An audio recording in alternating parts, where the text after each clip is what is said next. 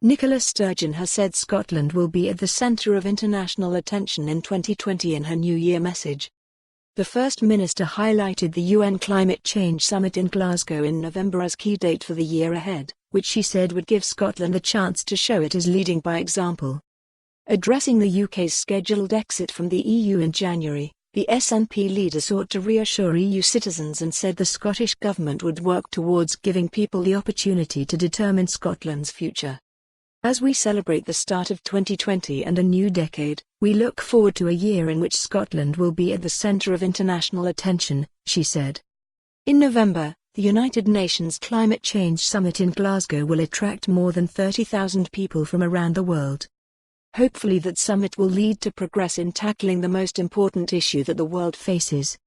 And it will give Scotland a chance to show that we are leading by example, not just by reducing our greenhouse gas emissions but by doing so in a way that helps to build a fairer, healthier and happier society.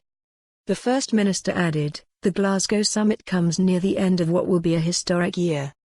Against the wishes of most people in Scotland, we will leave the European Union at the end of January. That will I know be a source of deep regret for many of us. In the year ahead the Scottish Government will do everything we can to mitigate the worst impacts of Brexit. We will provide support and reassurance for the EU citizens who have done us the honour of choosing to make Scotland their home. And we will work to ensure that people in Scotland have the chance to determine our own future, by deciding whether we wish to become an independent country. In all of this, we will continue to ensure that Scotland remains an open, outward-looking and welcoming society.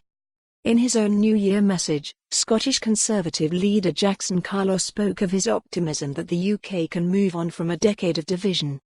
In the next few weeks, we will finally be leaving the European Union and delivering on the referendum we held in 2016, he said. The first thing to say is to speak directly to European citizens living in Scotland and the UK. We may be leaving the institutions of the European Union at the end of the month, but the UK and Europe remain united by our shared continent. This is your home and we want you to stay. He added, the fallout from the referendum result has created huge tensions across the country. I hope that, once we have left Brussels at the end of this month, those tensions will dissipate and we can come back together. It is time to move on from the decade of division we have just been through, and enter a new decade of delivery for all. For more on this story, visit the news article link.